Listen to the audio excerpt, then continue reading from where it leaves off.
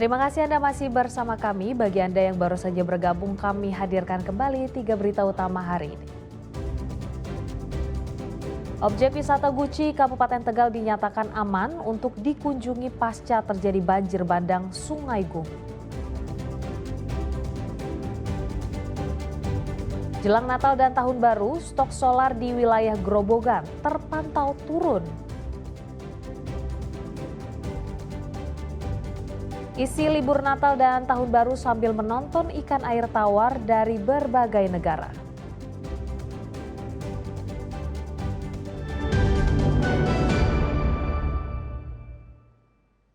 Bus pengangkut penumpang mengalami kecelakaan tunggal di Tol Semarang-Batang. Akibatnya 15 orang meninggal dunia dan puluhan lainnya mengalami luka.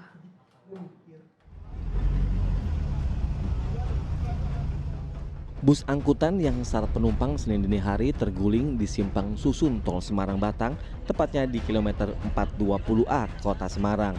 Penumpang yang terjebak di dalam bodi bus pun dievakuasi satu persatu oleh petugas. Peristiwa berawal saat bus sedang menempuh perjalanan dari Jati Asih Jakarta menuju Yogyakarta. Bus yang melaju kencang ini diduga hilang kendali hingga menabrak pembatas jalan dan akhirnya terguling. Hasil evakuasi tim penyelamat, total ada 15 penumpang meninggal dunia dan 19 lainnya mengalami luka-luka.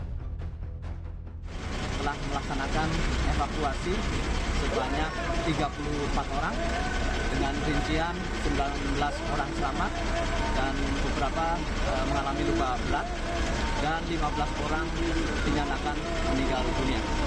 Saat ini korban telah dibawa ke rumah sakit di beberapa kota Semarang untuk penanganan lebih lanjut. Demikian, terima kasih. Seluruh korban baik selamat maupun meninggal dunia langsung dilarikan ke 3 rumah sakit rujukan, yakni RSUP Dr. Karyadi, Rumah Sakit Tugu, dan Rumah Sakit Columbia untuk penanganan lebih lanjut. Sementara kasus kecelakaan ini masih dalam proses penanganan polisi. Ali Mustafirin melaporkan dari Kota Semarang. Hasil penyelidikan terkait kecelakaan bus di Tol Krapyak Semarang, polisi menyebut bus mengalami kecelakaan tunggal dan diketahui bus menggunakan sopir cadangan. Saat ini kondisi sopir selamat dan masih dilakukan pemeriksaan intensif.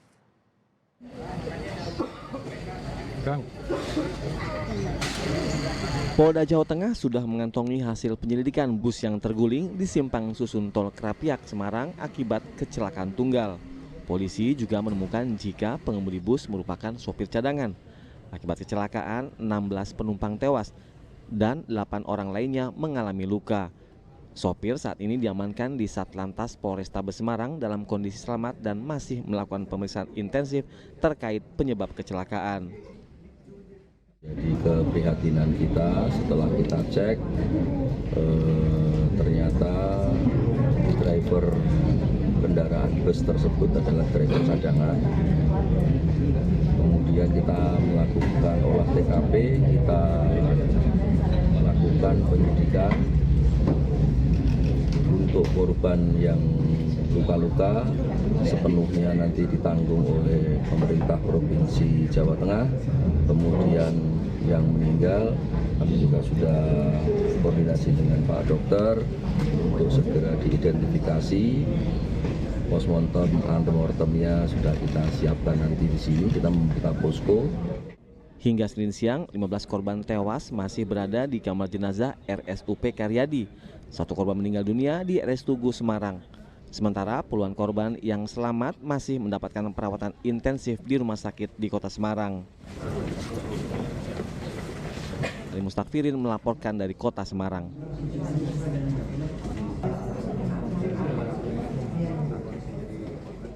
Kita beralih ke informasi selanjutnya. Jelang Natal dan Tahun Baru, stok solar di wilayah Grobogan terpantau turun. Sementara untuk ketersediaan Pemkab telah mengajukan tambahan kepada Pertamina.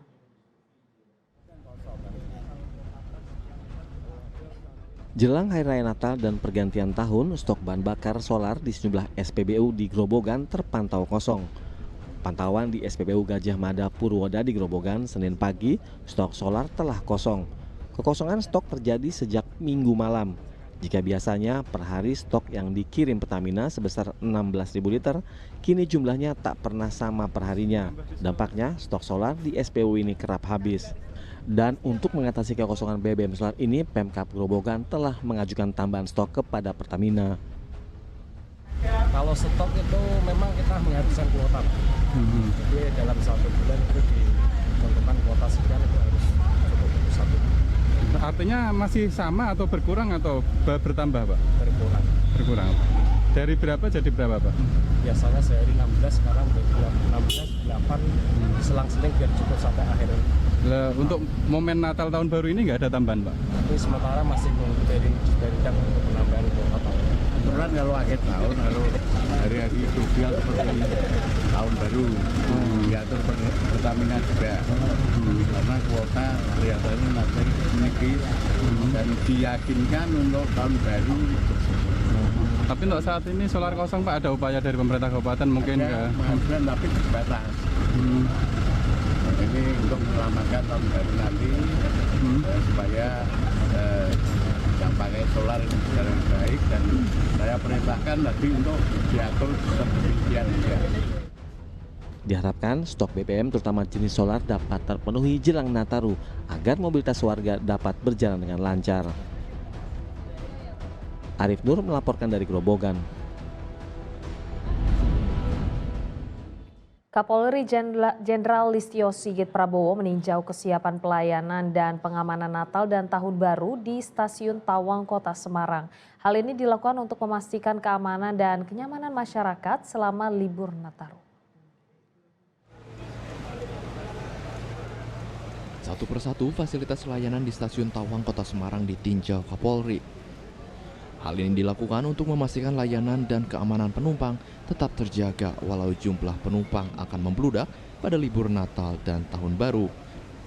Didampingi Eksekutif Vice Presiden PT KAI Daob 4 Semarang Suharjono, Kapolri juga memeriksa langsung Signage serta informasi jadwal kedatangan dan keberangkatan pada Minggu siang.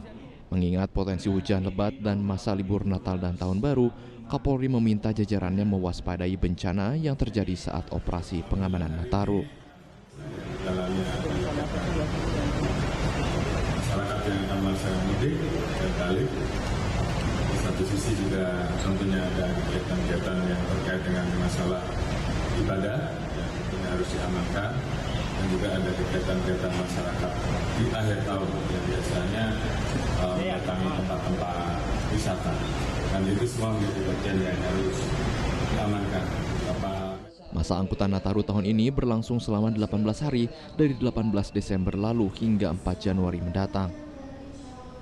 KAI Daob 4 Semarang mengoperasikan 31 perjalanan kereta api reguler dan 3 kereta api tambahan. Puncak keberangkatan selama libur Natal 2025 tercatat pada Sabtu pekan lalu. Lebih dari 23.000 penumpang diberangkatkan dari stasiun Tawang. Sedangkan puncak libur Tahun Baru 2026 diprediksi pada 28 Desember mendatang.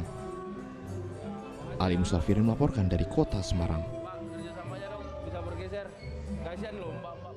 Menjelang datangnya libur Natal dan Tahun Baru, ada lokasi wisata edukasi di Kabupaten Purbalingga.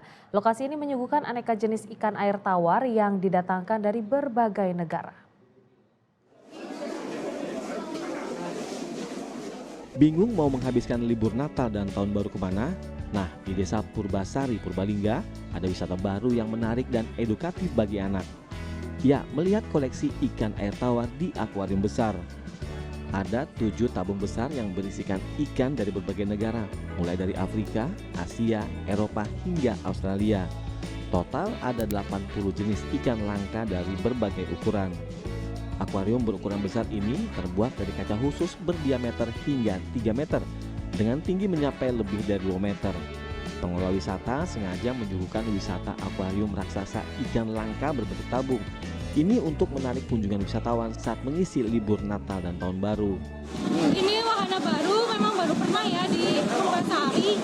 Excited anak-anak bawa ke sini, orang tua atau remaja yang lain sebagainya, ramah usia. Kita tetap konsep ikan air tawar. Jadi ikan air tawar itu kan jenisnya banyak sekali, luar biasa ya. Baik itu yang dari Indonesia maupun dari luar negeri. Nah, di sini kita suguhkan yang akuarium itu yang beda dengan Riverwood yang pertama, beda dengan Toyosuka. Jadi ini memang spesial. Objek wisata edukasi ikan langka ini dibuka pada siang hingga malam hari. Untuk menikmati indahnya akuarium, tak perlu merogoh kocek terlalu dalam. Wisatawan cukup membayar tiket masuk dengan harga Rp30.000 hingga Rp35.000 saja.